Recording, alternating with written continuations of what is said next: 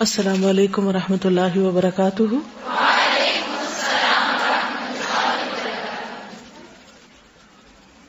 نحمده ونصلی علی رسوله الکریم، اما بعد فاعوذ باللہ من الشیطان الرجیم، بسم اللہ الرحمن الرحیم، رب اشرح لی صدری ویسر لی امری واحلل عقدۃ من لسانی یفقہوا قولی۔ ویکینڈ کیسا گزرا؟ کچھ محاسبہ کیا؟ اسائنمنٹ کا کیا کیا؟ کیا مشکل پیش آئی؟ ہاں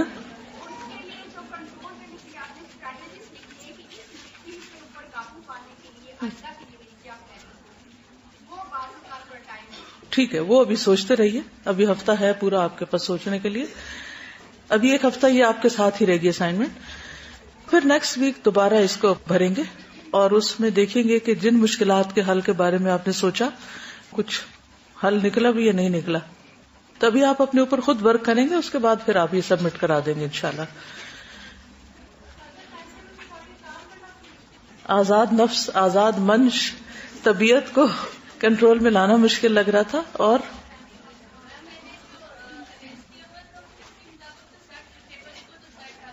یہ کہتے ہیں کہ وہ بکس وغیرہ ڈھونڈنے میں وقت لگ گیا کیونکہ وہ چیزیں اس طرح تیار نہیں تھی جس کے مطابق ٹائم ٹیبل بنایا ہوا تھا۔ یہ ایک بہت بڑا مسئلہ ہوتا ہے کہ ہم بڑی بڑی تمنائیں، آرزویں، خواہشات رکھتے ہیں زندگی میں کہ ہم یہ بھی کر لیں، یہ بھی کر لیں، لیکن ان کے کرنے کے لیے جو ضروری لوازمات ہیں وہ ہم نے تیار نہیں کیے ہوتے، لہذا وہ کام زندگی بھر نہیں ہو پاتے، خواہ آپ کی کتنی بڑی تمنا کیوں نہ ہو، اور وہ جب تک ہم کریں نا تو لوازمات بھی سامنے نہیں آتے۔ مثلاً اگر آپ کا دل چاہ رہا ہے کچھ پکانے کو اور آپ نے تیاری نہیں کی ہوئی، انگریڈینٹس جو بھی اس کے ہیں ان کو منگایا ہی نہیں، رکھا ہی نہیں، تو کیسے کام ہوگا؟ نہیں ہو سکتا۔ اور یہ کہتے ہیں کہ وہ نیند کو کنٹرول نہیں کر پائیں، تو اس کے اسباب دیکھیے کہ کیا وجہ تھی، کیا میرے پاس الارم نہیں ہے، یعنی وجہ کیا تھی، کیونکہ جب تک آپ وجہ نہیں ڈائگنوز کریں گے اس وقت تک پھر حل نہیں پتا چلے گا۔ تو اپنی وجوہات خود جانیے اور پھر اس کے بعد ان کو کنٹرول کرنے کے طریقے آپس میں بھی ڈسکس کیجئے، جو لوگ کر پائے ان سے پوچھیے انہوں نے کیسے کیا۔ جی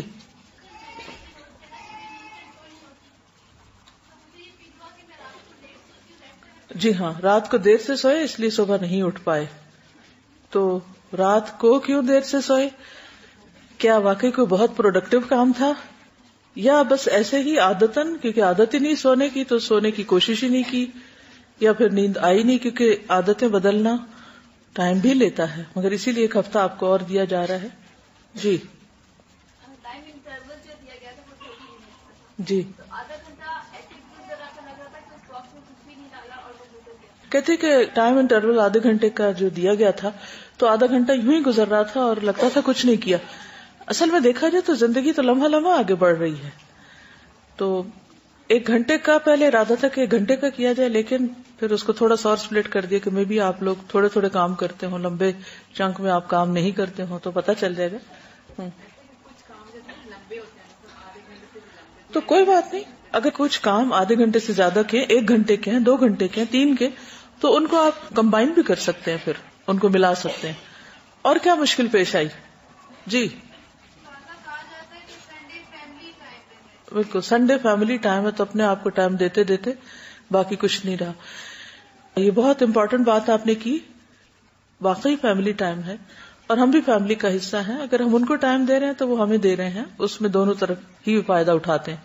لیکن اس ٹائم کو دینے کے دوران آپ کس طرح پروڈکٹیو ہو سکتے ہیں، آپ اس کو بھی اگر پلان کر لیں گے نا۔ ایک تو ہے کہ بس ان کے پاس بیٹھے ہوئے وہ کچھ بھی نہیں کر رہے، وہ آپ کے پاس بیٹھے ہیں، آپ ان کے پاس بیٹھے ہوئے، نہ کوئی ڈھنگ کی بات ہو رہی ہے، نہ کوئی کام کی بات، نہ کوئی مل کے کوئی کام کر رہے ہیں، تو یہ کس قسم کا ٹائم دینا ہے؟ اصل چیز ہے کوالٹی ٹائم دینا کہ جس میں آپ واقعی ایکٹیولی کچھ کر رہے ہوں۔ اب وہ کیا کچھ کر سکتے ہیں وہ آپ کو جاننے کی ضرورت ہے، تاکہ آپ اکٹھے ٹائم بھی گزاریں اور اس کے ساتھ آپ واقعی کچھ ان کو فائدہ پہنچا رہے ہوں یا ان سے فائدہ حاصل کر رہے ہوں۔ ورنہ صرف اپنی پریزنس شو کرنا یہ فیملی ٹائم نہیں ہوتا کہ I am there and you are not there. اور ہر گھنٹے یا آدھے گھنٹے بعد اپنے آپ کو چیک کرتے رہنا، اپنا محاسبہ کرتے رہنا کہ اس کو کتنا پروڈکٹیو گزارا ہے اور اس وقت میں جو کرنے کا کام ہے وہ میں نے کیا یا نہیں. مثلا اگر نماز کا وقت ہے تو اس وقت میں نے نماز پڑھی یا نہیں. فار ایگزامپل اول وقت میں نمازوں کا جو اجر و ثواب ہے اور اس پر جو بخشش اور مغفرت کا وعدہ ہے وہ تاخیر سے پڑھنے پر نہیں ہے. اس ٹائم ٹیبل سے ایک فائدہ یہ ہوتا ہے کہ انسان چیک کر سکتا ہے کہ میں نے اذان کے پہلے آدھے گھنٹے میں نماز پڑھ لی یا نہیں. اگر مجھے اس میں پڑھنے کی عادت نہیں تو میں کہاں کھڑی ہوں.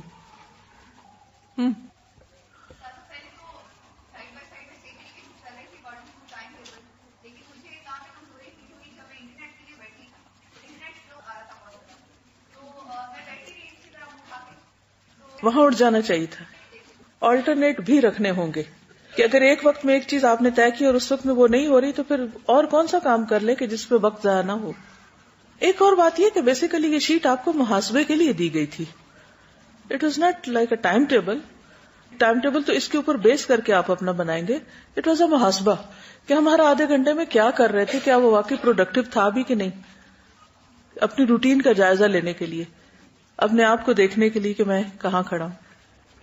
انشاءاللہ کچھ چیزیں آپ جب پڑھ لیں گے تو میں آپ کو ایک کوشچنر دوں گی کہ جس میں آپ اپنے آپ کو ڈیفائن کر پائیں گے کہ آپ مقربون میں سے ہیں یا عام صالحین میں سے ہیں یا پھر اس سے نیچے کے درجے میں ہیں. ٹھیک ہے, کیونکہ مقربین کے کام کون کون سے ہوتے ہیں, صالحین کیا کیا کرتے ہیں, اور جو کام مقربین اور صالحین کے کرنے کے کام ہے اور آپ نہیں کر رہے تو کسی صورت آپ ان دو کیٹیگریز میں ہیں ہی نہیں. پھر کیا اس کا جائزہ آج اس دنیا میں لینا ضروری ہے کہ نہیں, ہے نا, کہیں کہ ہم کسی خوش فہمی میں نہ ہوں. اس کے لیے اپنے آپ کو کچھ سوالوں کا جواب دینا ہوگا کہ ایک دن میں آپ نے کیا کیا کام کیے, اور 7 days تک اگر آپ وہ کام کر لیں تو انشاءاللہ اس کے بعد پھر آپ اینالائز کرنے کے بعد آگے بڑھ سکتے ہیں انشاءاللہ. ٹھیک ہے, چلیے پیچھے ہم نے کچھ فوائد صدقے کے, کچھ روزے کے, کچھ دیگر عبادات کے پڑھے تھے. جب کوئی اچھی چیز سامنے آتی تو دل چاہتا ہے آپ کے ساتھ بھی شیئر کروں تاکہ ہم جو چیزیں پڑھ کے ابھی تک عمل نہیں کر رہے وہ عمل کرنے لگ جائیں. مجھے امید ہے نماز تو کچھ نہ کچھ امپروو ہوئی ہی ہوگی. آج صدقے کے بارے میں کچھ پڑھتے ہیں, دیکھتے ہیں ہم کیا کر سکتے ہیں. سعودی عرب میں ایک مصری عالم نے صدقہ کی عظمت اور فضیلت پر ایک دل نشین لیکچر ارشاد فرمایا. انہوں نے دوران گفتگو احادیث مبارکہ کے حوالے سے ذکر کیا کہ صدقہ بلاؤں, مصیبتوں اور بیماریوں سے نجات پانے کا بہترین آزمودہ نسخہ ہے. مصری عالم کی گفتگو کے دوران ایک مصری آدمی ہی کھڑا ہوا اور اس نے کہا کہ واقعی آپ کی بات مبنی بر حقیقت ہے. میں نے خود تجربہ کیا ہے کہ صدقہ انسان کو مصائب و آلام اور موذی امراض سے بچاؤ کا ذریعہ بن جاتا ہے. اس شخص نے اپنا واقعہ بیان کرتے ہوئے کہا کہ میں دل کے مرض میں مبتلا تھا, یعنی ہارٹ ڈیزیز تھی, اور میرا مرض انتہائی نازک صورتحال اختیار کر چکا تھا. مجھے 2 دفعہ ہارٹ اٹیک ہو چکا تھا. مقامی ڈاکٹروں نے میری زندگی اور موت کے درمیان ایک لکیر سے کھینچ دی. مجھے اپنی موت کے آثار نظر آنے شروع ہو گئے. میں نے آخری چارے کے طور پر امریکہ کا رخ کیا اور وہاں ماہرین نے امراض دل سے رجوع کیا. ان کے علاج سے مجھے کچھ افاقہ ضرور ہوا مگر موت کے سائے ختم نہ ہوئے. پھر ہر 3 مہینے بعد امریکہ جانا میرا معمول بن گیا. ادویات کے سہارے میری زندگی کی سانس چل رہی تھی. ایک دن ایک عجیب واقعہ رونما ہوا. میں گوشت خریدنے کے لیے قصاب کی دکان پر گیا. وہاں ایک پردہ نشین خاتون کھڑی تھی. قصاب جب گوشت بناتے ہوئے فالتو چربی, چچھڑے وغیرہ نیچے پھینکتا تو اگر اس کے ساتھ معمولی سا گوشت چپکا رہ جاتا تو وہ عورت لپک کر اسے اٹھا کر اپنے بیگ میں ڈال لیتی. میں کافی دیر تک یہ منظر دیکھتا رہا. بالآخر میں نے اس عورت سے پوچھ ہی لیا کہ بہن یہ کیا ماجرا ہے, یعنی تم چن رہی ہو. خاتون نے بتانے سے انکار کر دیا. جب میرا اصرار بڑھا تو اس نے چھلکتی آنکھوں سے بتایا کہ میرے گھر میں 7 ماہ سے گوشت نہیں پکا. حالات نے اس موڑ پہ لا کھڑا کیا ہے کہ زندگی کی گاڑی بمشکل حرکت میں ہے. آج میرے چھوٹے چھوٹے بچوں نے ضد کی کہ ہمیں گوشت پکا کر کھلاؤ. میں گوشت خریدنے کی طاقت نہیں رکھتی, اس لیے قصاب کی دکان سے فالتو چربی وغیرہ سے لگے ہوئے گوشت کے ٹکڑے جمع کر رہی ہوں کہ انہی کا شوربہ بنا کر اپنے بچوں کی خواہش پوری کر دوں. اس درد بھری کہانی سن کر میرے رونگٹے کھڑے ہو گئے. میری آنکھوں سے آنسو چھلک پڑے. میں نے قصاب سے کہا, بہن جب چاہے جتنا چاہے گوشت خرید لے، آئندہ اس کی قیمت میں ادا کیا کروں گا.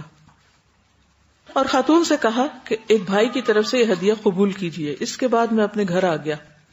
میرے دل کو اتنی خوشی، راحت اور مسرت ملی کہ اس کے اثرات میرے چہرے پر بلکہ پورے بدن پر عیاں تھے. مجھے خوش دیکھ کر میرے بچوں نے بڑی محبت سے پوچھا، ابا جان آج کیا ماجرا ہے؟ آپ کے چہرے پہ تو ہمیشہ فکر سایہ کیا رکھتا ہے، لیکن آج آپ بہت خوش نظر آ رہے ہیں. مناسب اور مختصر سے الفاظ میں انہیں اپنے ساتھ پیش آنے والے واقعے سے میں نے آگاہ کیا اور اللہ کے حضور سربسجود ہو گیا کہ اللہ نے مجھے ایک حقیقی خدمت کا موقع دیا. اس کے نتیجے میں مجھے اطمینان قلب کی دولت سے مالا مال کر دیا. کچھ عرصے بعد میں حسب معمول امریکہ گیا تو میرے معالج میری ٹیسٹ رپورٹس دیکھ کر حیران رہ گئے کہ یہاں مرض دل کے ہاتھوں موت کے منہ تک پہنچنے والا شخص بالکل نارمل ہو چکا تھا، جیسے اسے کبھی یہ مرض ہوا ہی نہیں. انہوں نے مجھے پوچھنا شروع کر دیا کہ تم نے کون سا نسخہ اختیار کیا، کہاں سے علاج کرایا؟ میں نے انہیں بتایا کہ کسی عام ڈاکٹر اور معالج کا نسخہ نہیں، بلکہ رسول اکرم صلی اللہ علیہ وسلم کا بتایا ہوا نسخہ ہے کہ صدقہ بلاؤں کو ٹال دیتا ہے. یہ کہتی ہے کہ ان کی بہن کی کولیگ ہیں، ان کی سسٹر کا یہ واقعہ ہے کہ ان کو ایک ایسی بیماری لاحق ہوئی کہ جس میں ریڈ سیلز نہیں بن رہے تھے. تو ڈاکٹروں نے کہا اس کا کوئی علاج نہیں ہے.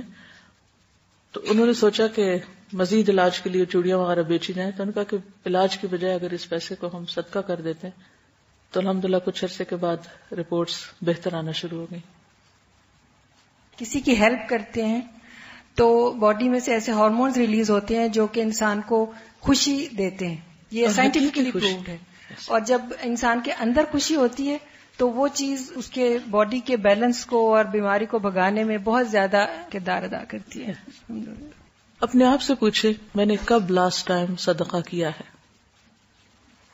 ہم سب اپنا اپنا محاسبہ کریں، کیونکہ یہ ہمارا اور اللہ کا معاملہ ہوتا ہے نا، کسی کو بتا کے تو نہیں کرنا. جی.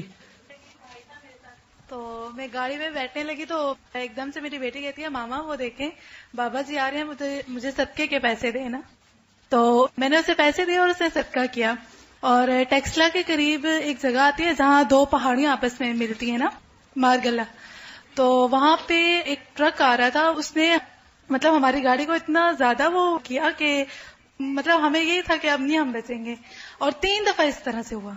اور جب میں وہاں پہ درس کے لیے بیٹھی چیئر پہ تو میرے منہ سے لفظ ہی نہیں نکل رہے تھے کہ میں ڈر گئی تھی اندر سے کہ میں نے موت کو اتنے قریب سے دیکھا. اور یہ الحمدللہ میری بیٹی ابھی 3 سال کی ہے تو اس کو میں نے عادت ڈالی تھی. مطلب ہاں جی، اگر ہم کسی کو چیز سکھائیں تو وہ بچے بھی آپ کو بتا یاد دہانی کراتے. بالکل. یعنی اگر آپ بچوں کو سکھاتے ہیں تو خود آپ بھولنے لگے تو وہ فوراً آپ کو یاد کرا دیتے ہیں. یعنی اگر کوئی بیمار ہوتا ہے تو گوشت کا اسپیشل لوگ صدقہ کرتے ہیں. اور کھانے کے کسی بھی چیز کا کیا جا سکتا ہے، اس میں کوئی اسپیسیفک نہیں کہ اس کی گردن ہو یا کوئی اور ہو یا بکرا ہی ہو. اگر کوئی مرغی دینے کی طاقت رکھتا ہے تو مرغی دے دے. اور اس طرح میرے ساتھ ہوا بھی ہے. میرے بھی ہسبینڈ بیمار ہوئے تھے اور وہ بالکل ٹھیک نہیں ہو رہے تھے، اور جب میں نے گوشت کا صدقہ کیا تو اسی رات وہ کافی بہتری ہوئی. اسپیشلی گوشت کا کھانے کا بیسیکلی وَيُطْعِمُونَ الطَّعَامَ عَلَىٰ حُبِّهِ مِسْكِينًا وَيَتِيمًا وَأَسِيرًا. تو کھانا کھلانا جو ہے وہ جنت میں لے جانے والے کاموں میں سے ہے. تو کھانے کا صدقہ واقعی بہت فائدہ مند ہے. اور پھر لوگ جو کہتے ہیں کہ جو باہر پھینک دیتے ہیں کہ چڑیاں یہ غلط ہے. انسان زیادہ مستحق ہے کھانے کے. پرندے تو اپنا رزق خود بھی چن لیتے ہیں. کسی نے ایک سوال کیا تھا کہ بعض اوقات ہم اچھا کام کرنا بھی چاہتے ہیں اور کوشش بھی کرتے ہیں، لیکن وسوسے آتے رہتے ہیں اور بعض اوقات اس پہ کنٹرول نہیں کر پاتے اس بری عادت پر. تو کیا کیا جائے؟ اس کے بارے میں امام ابن تیمیہ کا ایک فتویٰ ہے. وہ کہتے ہیں کہ مومن پر جتنے بھی کفر اور نفاق کی نوع کے وسوسے اور خیالات وارد ہوں، کفر نفاق، چلے کفر نہیں لیکن نفاق سے متعلق بہت سی چیزیں جس میں دھوکہ، خیانت، جھوٹ اور گالی گلوچ، فحش زبان استعمال کرنا، کیونکہ شیطان ہر دم انسان کو بھڑکاتا رہتا ہے کہ اچھا فلاں نے تم یہ کہا تو تم یہ کہہ دو، تم ایسا کر لو، اس نے تمہیں دھوکہ دے دیا تم بھی دے دو.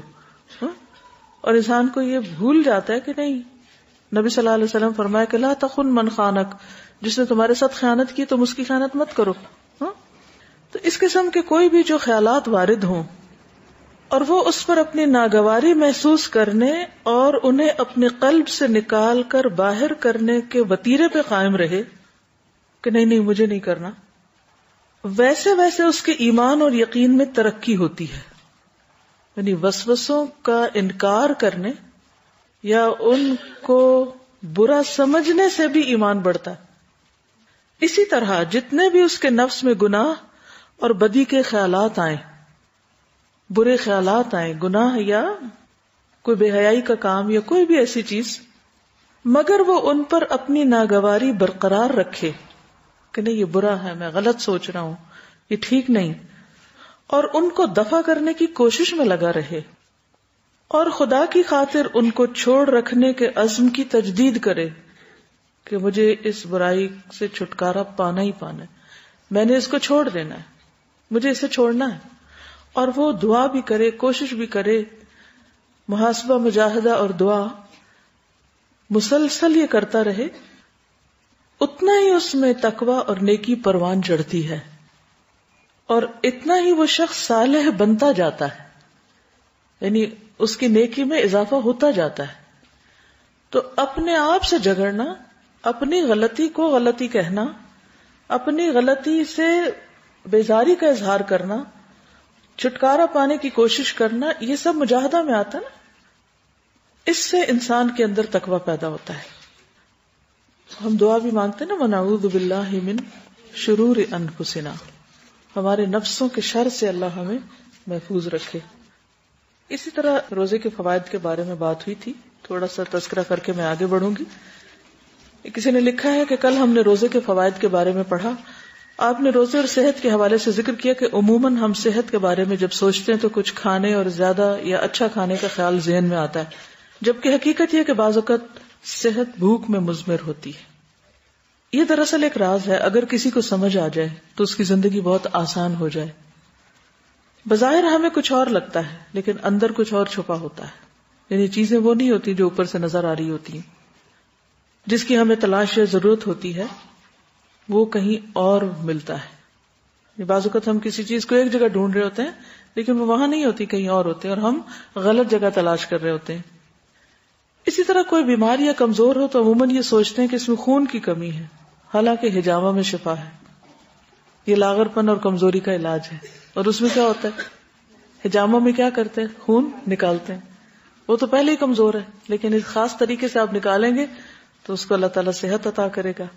ہم سمجھتے ہیں مال دینے سے ہم فقیر ہو جائیں گے. اللہ کے رسول صلی اللہ علیہ وسلم کے مطابق صدقہ دینے سے مال کم نہیں ہوتا بلکہ مال بڑھتا ہے. ہم سوچتے ہیں کسی سے اختلاف اور جھگڑے کی صورت میں اگر ہم دھیمے پڑ گئے یا ہم نے جواب نہ دیا تو اس میں ہماری بے عزتی ہے. حالانکہ رسول اللہ صلی اللہ علیہ وسلم نے فرمایا کہ جو تواضع اختیار کرے گا اللہ تعالیٰ اس کو عزت دے گا، بلندی عطا کرے گا. ہمارے پاس دنیا کا مال اسباب کم ہو تو ہمارے اندر شکوہ پیدا ہوتا ہے، حالانکہ اگر اللہ تعالیٰ کے حکم کے مطابق ہم شکر گزار ہوں تو نعمتیں بڑھنے لگتی ہیں. ہمارے نزدیک اپنی تنگ دستی اور غربت کا لوگوں کے سامنے اظہار کر کے سوال کے ذریعے فائدہ اٹھانا عقل مندی اور مال بڑھانے کا طریقہ سمجھا جاتا ہے، جبکہ اسلام کے مطابق اس سے فقر کا دروازہ کھل جاتا ہے. اسی طرح کی بھی بہت سی اور باتیں ہیں، اگر ہمیں سمجھ آ جائے تو ہم خوشی خوشی ان کی ظاہری حیت کو قبول کر لیں اور ان کے اندر چھپے خزانوں سے دنیا اور آخرت میں لطف اندوز ہوں. تو اصل خوشی کس میں ہے؟ اللہ اور اس کے رسول صلی اللہ علیہ وسلم کی اطاعت کرنے میں، خواہ وہ چیز ہمارے من، خواہش، مرضی کے خلاف کیوں نہ ہو. بہت سے لوگوں کو یہ پتا ہوتا ہے کہ یہ کام حرام ہے، یہ غلط ہے، یہ نہیں کرنا چاہیے، اس کے باوجود وہ اپنے نفس کے ہاتھوں مجبور ہوتے ہیں اور وہ غلط کرتے چلے جاتے ہیں، جس کے نتیجے میں وہ بہت بڑی خیر سے بعض اوقات محروم ہو جاتے ہیں. ایسی خواہشات پہ کیسے قابو پایا جا سکتا ہے جن کے بارے میں ہم جانتے ہیں کہ یہ غلط ہے یا ضمیر ہمیں جھنجھوڑتا بھی کہ ٹھیک نہیں؟ تو کیا کرنا چاہیے ہمیں؟ اپنی کسی ایسی بری عادت کے بارے میں سوچئے. پہلے بھی یہ ہوم ورک دیا گیا تھا کہ جس سے آپ تنگ ہیں، جس کو آپ گناہ سمجھتے ہیں، خواہ وہ نگاہ کا گناہ ہے، چاہے وہ دل کا گناہ ہے، چاہے زبان کا ہے، چاہے وہ ہاتھ کا ہے. جیسے بعض لوگوں کو چھوٹی چھوٹی چیزیں چرانے کی عادت ہوتی، چھوٹی سی چیز میں خیانت کی عادت ہوتی.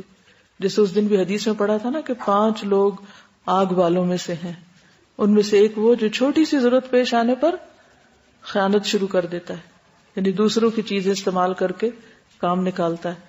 مثلاً آپ اکٹھے رہتے ہیں، آپ کو پتا ہے کہ یہ مثلاً ہاسٹل میں مجھے نہیں معلوم سسٹم کیا ہے، لیکن اگر 10 لوگوں نے اپنا اپنا واشنگ لیکوڈ یا سرف وغیرہ ایک جگہ رکھا ہوا ہے اور آپ کو اچھی طرح پتا ہے کہ یہ آپ کا ڈبہ نہیں کسی اور کا، لیکن آپ کہتے ہیں چلو آج میں چپکے سے کسی اور کا ڈال لوں تاکہ میرا بچ جائے، اور آپ اس کو اسمارٹنیس سمجھتے ہیں اور آپ کو پتا ہے کہ آپ حرام کام کریں، آپ چوری کر رہے ہیں، اور اگر یہ چوری ثابت ہو جائے تو اور اسلامی قانون موجود ہو تو ہاتھ بھی کاٹا جا سکتا ہے، اور آخرت میں پکڑ ہے اس گناہ پر، جس کی دنیا میں پکڑ لکھ دی گئی اور آخرت میں بھی ہے، پھر بھی آپ اپنا ہاتھ نہیں روک پاتے تو کیا کریں گے؟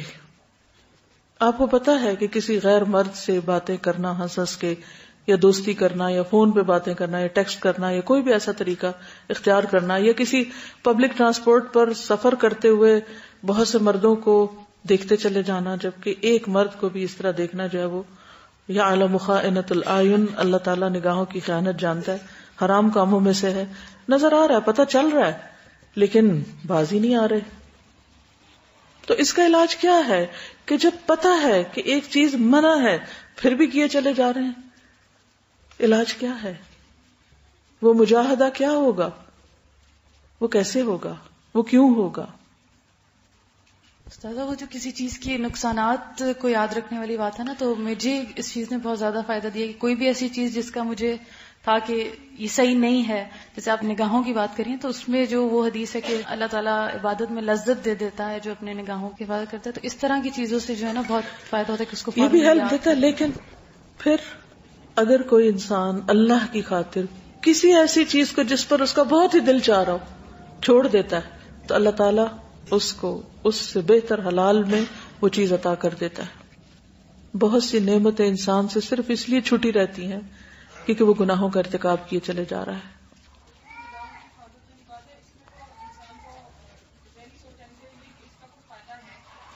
بالکل، یعنی اس کا اینڈ کیا ہے؟ مثلا نگاہوں کی خیانت ہے، اینڈ کیا ہے؟ نتیجہ کیا نکلے گا؟ آخر کہاں جا کے تان ٹوٹے گی؟ انجام کیا ہے؟ کتنا بھیانک، اور اس کو بچانے کے فائدے کتنے ہیں؟ تو اصل بات پھر وہی ہے کہ خود اپنے نفس کے خلاف جانا ہوگا، اور اللہ کا ڈر ہی انسان کو پلٹا سکتا ہے کہ میرا علاج اسی میں ہے کہ میں اس سے روزہ رکھ لوں، چاہے نفس کتنی بھی اس کی ٹمپٹیشن ہو پھر کنٹرول کر لوں. اس کو کہتے ہیں نوئنگ ڈوئنگ گیپ، یعنی you know what you suppose to do but when it comes to action, عمل تو اس وقت نہیں ہوتا، یا انسان کو معلوم ہوتا ہے کہ مجھے یہ کام نہیں کرنا مگر پھر بھی وہ کرتا ہے. تو علم میں ہے مگر عمل میں نہیں ہے. تو اس کے لیے سب سے پہلے یہ چیز ہے کہ یو ہیو ٹو ایکنالج، یعنی اس کا اعتراف کرنا کہ مجھے یہ کام کرنا ہے یا مجھے یہ کام نہیں کرنا. تو ایکسپٹ یور مسٹیک، اپنی غلطی کو مانے، کیونکہ ہم کافی مرتبہ اپنی غلطی کو مانتے بھی نہیں ہیں، اس کی کافی تعویلات ہم نے کی ہوتی ہیں کہ نہیں میں اس لیے یہ کرتی ہوں کیونکہ یہ وجہ ہے، یا میں اس لیے یہ نہیں کرتی ہوں کہ یہ وجہ ہے. تو سب سے پہلے تو ایکسپٹ کریں کہ آپ غلط کام کر رہے ہیں، اور اس کے بعد فرم انٹینشن تہیہ کر لیں کہ میں نے یہ نہیں کرنا، اپنے آپ سے وعدہ کریں، میک اپ یور مائنڈ، کیونکہ ہم اپنے نیت میں ہی کچے ہوتے ہیں نا، تو پھر عمل کیسے ہوگا. اور پھر دعا بھی کریں اور اپنے آپ کو پنش بھی کریں، ہولڈ یور سیلف اکاؤنٹیبل. کہ مثلا مجھے کسی نے ایک تو بتایا تھا کہ انہوں نے ایک اپنے آپ سے تہیہ کیا تھا کہ اگر میں نے یہ غلط کام کیا تو مجھے اتنے پیسے صدقہ دینے. تو جب غلط کام کیا تو انہوں نے صدقہ دیا، پھر جب دوبارہ کیا تو پھر صدقہ دیا، پھر کہا کہ یہ تو بہت مہنگا پڑ رہا ہے تو اس کو چھوڑنا ہی پڑے گا. تو پھر آہستہ آہستہ کر کے چھوٹ گیا غلط کام. ایک اور یہ ہے کہ مثلاً اگر صدقہ کے پیسے نہیں ہیں تو ذرا آگ جلا کے ہاتھ اس میں رکھیں، 5 منٹ تک ابلتے پانی میں انگلی ڈالیں. تو اگر دنیا میں نہیں ڈال سکتے تو پھر آخرت میں کیسے ڈالنی ہے؟ علم اپنی جگہ ہوتا ہے، لیکن اصل بات وہی ہے کہ جیسے جتنی بھی مثلا کھانے سے متعلق عادات ہیں، ہر عادت کا بھی ایک الگ وہ ہوتا ہے نا. کھانے سے متعلق عادات کو کنٹرول کرنے کے لیے روزہ ہے، ٹھیک ہے نا. تو اسی طرح مختلف جو برائیاں ہیں ان کو کنٹرول کرنے کے لیے مختلف ریمیڈیز ہوں گی. جیسے روزہ رکھ کے ہم کچھ نہیں کھا سکتے، تو اسی طرح ہم کسی بھی ایسی چیز پر اس طرح سٹاپ کر سکتے ہیں میرا روزہ اس سے. روزے کی حد تک اس کو اپنے اوپر حرام کریں گے تو تبھی، کیونکہ روزے میں تو ایک قطرہ بھی نہیں اندر لے جا سکتا. جی آپ کچھ کہہ رہی؟ جی السلام علیکم. جو پنشمنٹ کا پوائنٹ ہے جس کی وجہ سے ہم لوگوں کو قرآن میں بار بار جہنم کے بارے میں بتایا جاتا ہے تاکہ ہم باز آ جائیں اس چیز سے، تو جب ہم پریکٹیکلی اس کو ایکسپیرینس کرتے ہیں تو ہم لوگ اس سے رک جاتے ہیں اس چیز سے. چاہے ہمیں پتا ہوتا ہے کہ ہمیں کیا چیز زیادہ پرابلم کرتی ہے، اگر ہم کیا چیز نہیں دے سکتے. کچھ لوگوں کو صدقہ کرنے میں مشکل ہوتی ہے، کچھ لوگوں کو اپنی، جس طرح آپ نے آگ کی بات کی، اس میں جانا مشکل ہوتا ہے. آئی نو اے پرسن جس نے جھوٹ چھوڑنا تھا، اس کو بہت پرابلم تھی. What the person did was کہ اگر اس نے کسی سے جھوٹ بول دیا، بہت بڑے جھوٹ نہیں، چھوٹے موٹے جس طرح آپ 2 کو 10 کہتے ہیں، تھنگز لائک دیٹ، تو جس سے جھوٹ بول دیا اسے جا کے جب اسے سچ بولنا پڑتا تھا تو it was really hard for that person. تو اس نے اس طرح سے اپنے آپ کو، مطلب اٹ واز اے پنشمنٹ. جو اس نے کہا تھا کہ اگر جھوٹ بولا تو اسے جا کے بتانا پڑے گا، تو اس میں آپ کا ڈیکرم آ جاتا ہے، آپ کی ریپیوٹ آ جاتی ہے اینڈ ایوری تھنگ. تو اس طرح سے it was an easy way کہ ہی از پنشنگ ہمسیلف، تو اس نے اپنے عادت چھوڑ لی. پھر میرے خیال ہے اینڈ اس پہ آتا ہے کہ ہر شخص کو یہ پتا ہوتا ہے کہ اس پر کیا چیز زیادہ کام کرتی ہے، کون سی چیز اس کو مدد دیتی. تو ہر ایک پھر اپنے آپ کو پہچانے. اس کے لیے کیا کرنا ہوگا آپ کو؟ اپنی گزشتہ ہسٹری کو خود دیکھیں کہ آپ کو مثلاً 1 سال پہلے کون سی بری عادت تھی یا اس سے پہلے کون سی تھی، پھر اب وہ الحمدللہ آپ کی زندگی سے نکل گئی، کیسے نکلی، کون سی چیز آپ کے لیے فائدہ مند ہوئی، کوئی انعام یا سزا یا جزا یا کسی کا سمجھانا یا کوئی کمپنی یا آلٹرنیٹ دینا. تو وہ کون سا طریقہ ہو سکتا ہے کہ جو کارآمد ہو، کیونکہ نکلنا تو ہے ہی اس چیز سے جو نقصان دہ ہے. جی آپ کچھ کہیں؟ استاذہ عموماً آج کل جیسے ینگ جنریشن ہے اور وہ یہ سمجھتی ہے کہ دوستی کر لی یا SMS کر لیا یا تھوڑا سا مل لیا کسی تو کوئی برائی نہیں. اور افسوس یہ کہ بہت سارے لوگ بعض دفعہ قرآن پڑھنے کے باوجود اس برائی سے نہیں نکل پاتے. تو ایک چھوٹا سا واقعہ ہے، ایک لڑکی جب وہ اپنے زمانے میں، اب تو وہ خاتون ہے، ایسے ہی کسی سے دوستی کی اور پھر دوستی میں ملاقاتیں بھی کی اور سب کچھ، اور وہ سمجھتی رہی کہ میرے خاوند کو نہیں پتا چلا تو اب کچھ بھی میرا نہیں بگڑے گا. اللہ کا خوف تو ہمارے ذہن میں ہوتا نہیں، لیکن کم از کم اپنی دنیا کو. اب جب اس کی بیٹی ٹین ایجر ہو گئی ہے تو وہی لڑکا جو اس زمانے میں اس کے ساتھ دوستی تھی، وہ اس کو ہر وقت یہ تھریٹ کرتا ہے کہ اگر تم مجھے نہ ملی یا میرے پاس نہ آئی تو میں تمہاری بیٹی کو تمہاری ساری چیزیں دے دوں گا، تمہاری تصویریں بھی دوں گا. اب آپ سوچیں کہ جب بیٹی جوان ہو اور اس کو یہ پتا چلے کہ اس کی ماں یہ کر رہی تھی تو وہ کس قدر ذہنی اذیت کا شکار ہے. تو آپ لوگ سب یہ یاد رکھیں کہ کل کو آپ کی اولاد ہونی ہے نا، تو اگر ہم یہ کام کریں گے جو ہم نہیں چاہتے کہ ہماری اولاد کرے، تو کل کو ہماری اولاد کو کوئی بتائے کہ تمہاری ماں ایسی تھی. تو ابھی بھی کچھ لڑکیاں ایسی ہیں جو قرآن پڑھنے کے باوجود کہتی ہیں کہ ہم یہ دوستی نہیں چھوڑیں گے. تو یہ ایک بہت بڑا المیہ ہے ہمارا. ہم اللہ کا خوف تو نہیں رکھتے قرآن کے باوجود، لیکن چلیں کم از کم اولاد کا ہی خوف ہو جائے. یعنی دنیا کی ذلت اور رسوائی، اور اگر یہ یقین ہو جائے نا کہ جو بیج ڈالیں گے اس نے کچھ نہ کچھ نکلنا ہی ہے، کانٹے بوئیں گے تو کانٹے ہی نکلیں گے، وہ سامنے آنا ہی ہے، آج نہیں تو کل. تو بعض اوقات خوف بہت سی چیزوں سے انسان کو روک دیتا ہے. یعنی اگر آپ کو پتا ہو کہ آپ کسی دروازے سے داخل ہو رہے ہیں اور جس بھی چیز سے آپ ڈرتے ہیں، جیسے کاکروچ سے یا چھپکلی سے، یا تو آپ کیا کرتے ہیں پھر؟ تو اس درجے کا اگر خوف ہی آ جائے کسی چیز سے تو وہ بھی چیز انسان کو اس برائی سے روکنے میں کارآمد ہو سکتی. لیکن پھر وہی بات ہے کہ انسان اپنا جائزہ لیتا رہے. جی یہ جو بات ابھی کی اس پہ مجھے بالکل سچی بات ہے. یہ ایک خاتون بڑی ینگ، ماں باپ کی ایک ہی بیٹی اور بہت لاڈلی اور بڑی خوبصورت اور بہت ریسپیکٹیبل خاندان سے. تو والدین بڑی اچھی جگہ اپنے ہم پلا لوگوں میں اپنے خاندان میں شادی کرنا چاہ رہے تھے، لیکن اتفاق سے ان کے گھر کے اوپر ذرا سا ہائٹ پہ ایک اور گھر تھا اور وہ بالکل دوسرے علاقے کی کوئی فیملی وہاں آ کے رہی، بول جی کلچر ہر چیز ڈفرینٹ، اور یہ ایک دوسرے کو کھڑکی میں سے دیکھتے ہوئے انوالو ہو گئے. جو پیرنٹس پہ بیتی وہ تو وہ بیچارے دونوں فوت ہو گئے، ان کو بہتر پتا ہوگا، اور بہت معزز لوگ تھے اور بڑا سب نے سمجھایا، لیکن یہ نہیں مانے. وہ رشتہ بھی ختم کیا اور خاندان کے آگے بھی نیچرلی انسان کی بڑی رسوائی ہوتی ہے. اور یہ بالکل اجنبی غیر اجٹ سے لوگ تھے. وہ بھی لوگ بڑے حیران ہو کہ اگر کرنا ہی تھا تو پھر ان لوگوں میں کیا. اس کی 5 بیٹیاں پیدا ہوئیں اور 4 بیٹیوں نے وہی کام کیا جو ماں نے کیا تھا. اور اب مجھے نہیں پتا، اللہ تعالیٰ ان کے ساتھ اچھا معاملہ کرے، لیکن وہ جسے کہتے ہیں نا دنیا مکافات عمل ہے. تو کچھ چیزوں کا نا انسان کو بدلہ اس دنیا میں بھی ملتا ہے. اس لیے واقعی اپنی ینگ ایج میں بہت کیئرفل رہنا چاہیے کیونکہ ہسٹری ریپیٹس اٹ سیلف.